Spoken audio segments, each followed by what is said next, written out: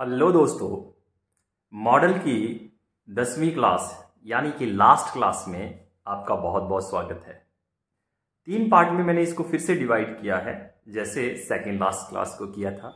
और आपसे फिर से वही रिक्वेस्ट है कि इन 8 सेंटेंसेस को ध्यान से लिख लीजिए और थर्ड सेक्शन में जो आपके सामने है उसको थोड़ी देर के लिए आप छोड़ दीजिए। पहले 2 पोर्शन की बात करेंगे, फर्स्ट और सेकेंड, यानी कि रेड पोर्शन की और ब्लैक पोर्शन की। आइए दोनों को अच्छे से समझते हैं किस तरीके से जब हमने पास्ट का एक्टिव सेंटेंस बनाया था, अब उसी पास्ट के एक्टिव सेंटेंस को हम लोग पैसिव में कन्वर्ट कर सकते हैं सिर्फ एक वर्ड ऐड करके। कुछ ज्यादा करने की जरूरत नहीं है, पर इसको समझने की बहुत ज्यादा जरूरत है। तो आइए सबसे पहले शुरू करते हैं। हम पहले पोर्शन को ले लेते हैं। हमारा पहला पोर्शन है past, model past active sentences. अब ये देखिए एक्टिव सेंटेंस है, पहचानिए कैसे एक्टिव है ये। आई कुड हैव संग, आई कुड हैव संग, मैं गा सकता था। सिंपल है, सब्जेक्ट काम कर रहा है ना, सब्जेक्ट डूअर का काम कर रहा है यहां पे, तो मैं गा सकता था। बड़ा सिंपल है कि सब्जेक्ट यहां पर काम कर रहा है एज ए डूअर, तो सेंटेंस हो गया एक्टिव, क्योंकि सब्जेक्ट एक्टिव है, सब्जेक्ट काम कर रहा है, खुद पे रिस्पॉन्सिबिलिटी ले रहा है काम करने की। लेकिन अगर आप उस पूरे सेंटेंस में देखिए, आई वहां भी है, के कुड वहां भी है, हैव वहां भी है और संग वहां भी है, लेकिन बीच में हमने बीन लगा दिया, ये हो गया पैसिव। अब इस सेंटेंस का जो मतलब है ये उससे बहुत हटके है। मैं गा सकता था और मुझसे गवाया जा सकता था, ये सेंटेंस है। मुझसे गवाया जा सकता था, मैं गा सकता था, मुझसे गवाया जा सकता था। करना और गाने में अगर थोड़ा सा कोई कंफ्यूजन हो गया हो तो क्लियर कर लीजिए। संग वर्ब को लेकर हम चल रहे हैं यहां पर, गाना संग वर्ब, तो गाना है मतलब संग। अब ध्यान दीजिए कितना बढ़िया बनाया है इंग्लिश को अंग्रेजों ने, जिसकी कल्पना करके भी बहुत बार मन खुश हो जाता है। कैसे? आपने अगर पहली क्लास को नोट्स में कन्वर्ट किया होगा, यानी कि नोट्स बनाए होंगे, तो वहां पर मैंने 5 पॉइंट बताए थे मॉडल के लिए। उनमें से सबसे पहला पॉइंट जो था वो यही था कि मॉडल के साथ हमेशा फर्स्ट वर्ब आती है, कभी भी सेकंड वर्ब, थर्ड वर्ब या आईएनजी वाली वर्ब नहीं आती।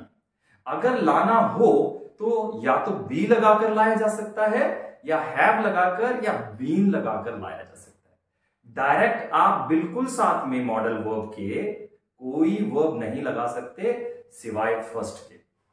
अब थोड़ा देखते हैं, ध्यान दीजिए। कुड मॉडल है, और मॉडल जो भी है, can, could, will, would, shall, should, may, must, might, ought to, need to, dare to, used to, जो भी मॉडल है। और लेट बी, ध्यान दीजिएगा, लेट को हम 11वीं क्लास में क्लियर करेंगे। यहां कुड मॉडल है। अब ध्यान दीजिए, यहां वुड मॉडल है, यहां माइट मॉडल है, यहां शुड मॉडल है, यहां मस्ट मॉडल है, यहां यूज्ड टू मॉडल है। अब ये जो मॉडल की सीरीज है आपके सामने, इनके बाद अगर कुछ आएगा, यहां पे इनके साथ में कुछ आएगा, तो याद रखिएगा वो फर्स्ट वर्ब ही होगी। अब देखिए हैव क्या है, या ड्राइव, राइट या लिसन, फर्स्ट वर्ब ही है।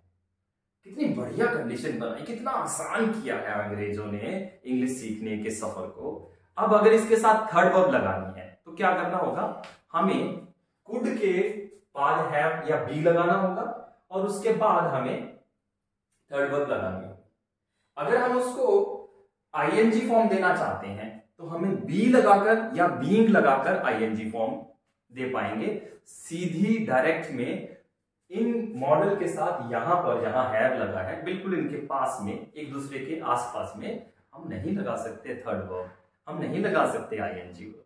ये बात आपको याद रखनी, क्योंकि ये आपके करेक्शन में बहुत काम आएगी। जब आप कोई एग्जाम देंगे तो ये आपको काफी हेल्पफुल होगी। तो अब देखिए, मैं गा सकता था और मुझसे गवाया जा सकता था, सिर्फ बीन लगाकर बनाया जा सकता है। अब इसको और भी मजेदार बनाएंगे। अभी तक हमने जितने भी मैंने आपको प्रैक्टिस करवाई है, 3 वर्ड प्रैक्टिस करवाई है, सब्जेक्ट, मॉडल और फर्स्ट वर्ब। अब ये जो सेंटेंस होते हैं इनको हम मिसिंग ऑब्जेक्ट सेंटेंस कहते हैं, जिनके पास ऑब्जेक्ट नहीं होता, जिसके ऊपर काम होता है। जैसे गाना गाना एक काम है, गाना एक काम है, लेकिन गाना गाना एक और काम है। तो यहां पर अगर हम लगा देते अ सॉन्ग, तो इसके 2 पैसे बन सकते थे। A song could have been sung by me, लिख लीजिए, a song could have been sung by me। लेकिन अभी आप वो नहीं सीखेंगे, अभी हमारी बहुत बेसिक है, तो हम बेसिक में ही चलेंगे। देखिए, ध्यान दीजिए, आई कुड हैव सung, मैं गा सकता था।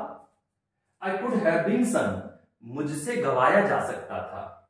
आई वुड हैव डांस्ड, ये danced, I would have been danced. मैं, पछतावा है, ये पछतावा है, रिपेंट है, ऊपर वाला विश है, ये याद रखिएगा। ऊपर वाला सेंटेंस अपनी मर्जी पे है, मैं नाच सकता था, मुझसे नचवाया जा सकता था, और मैं नहीं नाचा, इसलिए मैं नाच सकता था, इसलिए मैं नाचा। मतलब अपनी इच्छा पे है कि नाचना है या नहीं, एक्शन करना है कि नहीं करना है। लेकिन यहां पर कोई क्राइसिस है, would have plus third verb आ जाए तो वो कोई क्राइसिस होता है कि किसी समस्या की वजह से, किसी संकट की वजह से आप कोई काम नहीं कर पाए। वुड हैव डांस्ड, मैं दवाई नहीं ले पाया। I wouldn't have to taken medicine, I wouldn't have taken medicine, मैं दवाई नहीं ले सका। इस तरीके से जब कोई समस्या हो तो हम would have plus third verb लगाते हैं। अब नाच नहीं सका, इसके पीछे एक सेंटेंस निकलता है, सामने वाले को अगर इंग्लिश अच्छे से आती है तो वो समझ जाएगा कि कोई ना कोई प्रॉब्लम जरूर रही होगी जिसकी वजह से आप नाच नहीं पाए। आंगन टेढ़ा होगा, इस वजह से आप नहीं नाच पाए। तो अब इसको पैसिव बनाएंगे, मुझसे नचवाया नहीं गया। आई माइट हैव डांस्ड, शायद मुझे नचवाया, शायद मुझे नहीं सॉरी, शायद मुझे नचवाया जाता, शायद मैं नाचता, सॉरी पैसिव में से निकल गया मुंह में से। आई माइट हैव डांस्ड, शायद मैं नाचता। I might have been danced, शायद मुझे नचवाया जाता।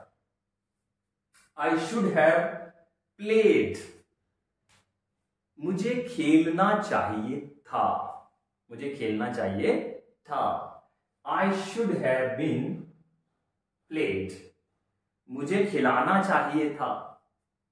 किसी ने नहीं खिलाया होगा आपको, कोई कंट्रोल होगा, कोई कंट्रोल बोर्ड होगा या कोई कमेटी होगी जो आपको नहीं खिलाना चाहती होगी, तो आप कह सकते हैं कि मुझे खिलाया जाना चाहिए था।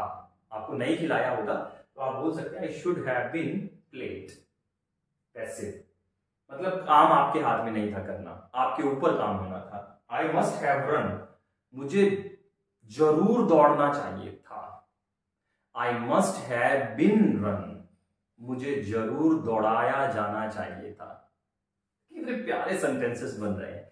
I use to drive, bracket में कार लिखा है, I use to drive car. 2 sentence बन सकते हैं, जैसे मैं ऊपर से बनाता आ रहा हूं तो यहां भी 2 सेंटेंस बन सकते हैं। लेकिन यूज्ड टू ड्राइव के बाद अगर टू प्लस फर्स्ट वर्ब आती है तो वो to be plus third form में कन्वर्ट हो जाती है। ये बहुत सिंपल है, इसको समझ लीजिए। वहां देखिए आई लिखा है, यूज्ड लिखा है, फिर टू लिखा है, फिर फर्स्ट वर्ब लिखा है। करना क्या है, आई लिखना है, सेम वही, यूज्ड टू और बी अपने पास से लगाना है। जैसे यहां पर बीन हमने लगाया था, टू के बाद थर्ड फॉर्म नहीं लगती, इसलिए इसका फर्स्ट फॉर्म क्या है, बीन है।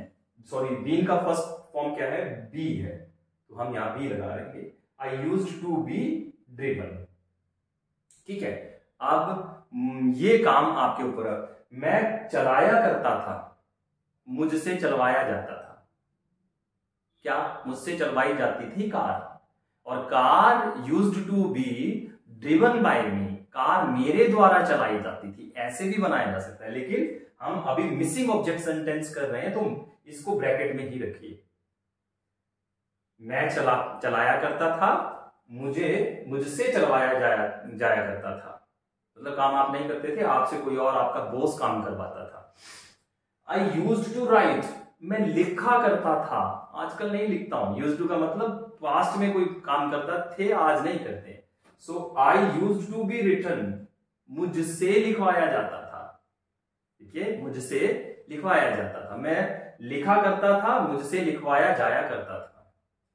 I use to listen song और book, I use to listen song को ब्रैकेट में रख लेते हैं। सो पहले वो बनाकर देखते हैं, सातवां बुक के साथ बनाएंगे। Book use to be written by me, किताबें मेरे द्वारा लिखी जाती थी। मतलब सेम ही है, एक में ऑब्जेक्ट मिसिंग है तो हमने आई को ही ऑब्जेक्ट के तौर पे यूज किया और आई ऑब्जेक्ट को सब्जेक्टिव केस में लेकर के हमने ये सेंटेंस बनाया। अब अगर ऑब्जेक्ट हो, जैसे बुक है, तो बुक को आगे ला करके book use to be written by me, किताब मेरे द्वारा लिखी जाया करती थी। पहले लिखते थे, आजकल नहीं लिखते हैं। और अगर लास्ट वाला सेंटेंस बनाएंगे, आठवां, I use to listen song, मैं गाने सुना करता था। I use to be listened song, गाने मुझे सुनाया जाया करते थे। और song use to be listen by me, गाने मेरे द्वारा सुने जाया करते थे। दोनों में थोड़ा सा फर्क है, दोनों ही पैसिव है जो मैंने लास्ट में बोले हैं। I use to be listen song, मुझे गाने सुनाए जाया करते थे, मतलब कोई और आपको गाने सुनाता था, और गाने आपके द्वारा सुने जाया करते थे। तो कैसे बनाएंगे, song use to be listen by me. इसका मतलब हुआ, फिर से सुन लीजिए, song used to be listened by me, गाने मेरे द्वारा सुने जाया करते थे। अब नहीं सुनते। अब I used to be listened song, मुझे सुनाए जाया करते थे, मेरे द्वारा सुने जाया करते थे और मुझे सुनाए जाया करते थे। दो पैसिव बनते हैं, लेकिन जैसे ही टेंस वाले पैसिव क्लियर होंगे तब आपको ये बातें अच्छे से समझ में आएंगी। और अगर आप एक दो बार इस वीडियो को बैक कर देख लें तो आपको और भी अच्छे से समझ आ जाएगा। समस्या कहां है कि हमने अभी एक्टिव और पैसिव को अपनी भाषा में नहीं समझा है, तभी हमें ये लगता है क्योंकि हमने ग्रामेटिकली अपनी भाषा को सीखा नहीं है। ट्रेडिशनल वे में जैसे एक बच्चा अपनी मदर टंग को सीखता है, वैसे ही हमने सीखा है। तो शायद थोड़ा सा अटपटा लग रहा होगा। बोलते तो आप पैसिव हैं दिन भर में, लेकिन उसको ध्यान नहीं देते, ग्रामेटिकली वे में नहीं सोचते उसके बारे में। आपका नजरिया अपनी भाषा को लेकर कुछ और है, और क्योंकि आप ग्रामेटिकली किसी और भाषा को सीख रहे हैं, जो पुराना पैटर्न है सिखाने का, उसके हिसाब से थोड़ा थोड़ा आपको अजीब लग रहा होगा। लेकिन जैसे जैसे इसको 2-3 बार देखेंगे इस क्लास को, आपको क्लैरिटी आ जाएगी। अब आ जाइए, हम लास्ट पार्ट पे चलते हैं, थर्ड पार्ट पे। पास्ट का पैसिव बनाने के लिए बस बीन प्लस थर्ड वर्ब करनी है, बीन ही ऐड करना है, थर्ड वर्ब तो पहले से ही है सबके पास, बस बीन लगा देना है। तो आपका पास्ट का मॉडल जो है एक्टिव वाला, वो पैसिव में कन्वर्ट हो जाएगा। अब मॉडल कोई भी हो, बी लगाकर आईएनजी लगानी है यहाँ पे।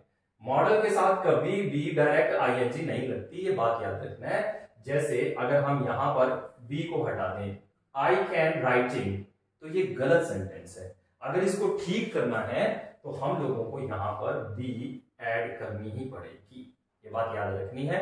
क्योंकि अंग्रेजों का मानना है कि सेंटेंस में मॉडल के साथ फर्स्ट वर्ब ही आनी चाहिए और कोई वर्ब नहीं आती। और देखिए बी ने फर्स्ट वर्ब का काम किया, बी फर्स्ट वर्ब ही है, कंडीशन पूरी हो गई, मॉडल की कंडीशन बी ने पूरी कर दी, और बी के बाद आईएनजी की फॉर्म आ सकती है। इतना मजेदार बनाया इंग्लिश को। अब ध्यान दीजिए, to be plus third verb, थोड़ा सा ये याद रखिएगा, अगर to be plus third verb हो तो सेंटेंस पैसिव होगा।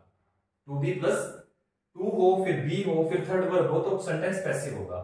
मॉडल के बाद मॉडल हो, टू बी हो, इज एम आर हो, कुछ भी हो, लेकिन यहां पर टू बी हो और थर्ड वर्ब हो तो पैसिव होगा सेंटेंस।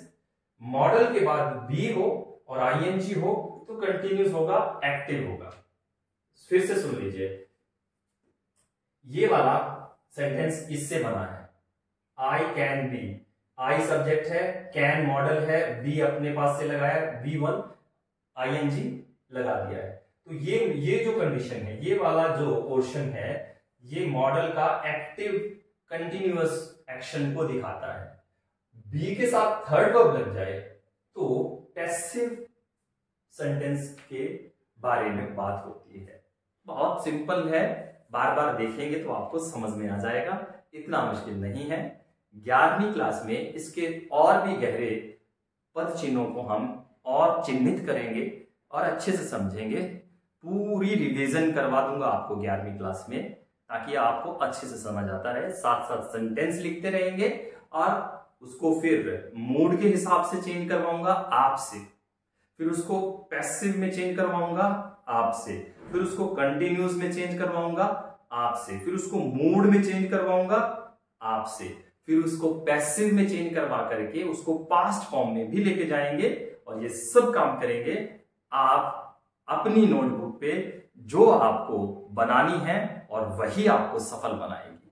आइए मिलके इस चीज की, इन 9 के इस कोर्स की तारीफ करते हैं, पढ़ते भी हैं और कमाते भी हैं। It is word. Thank you very much.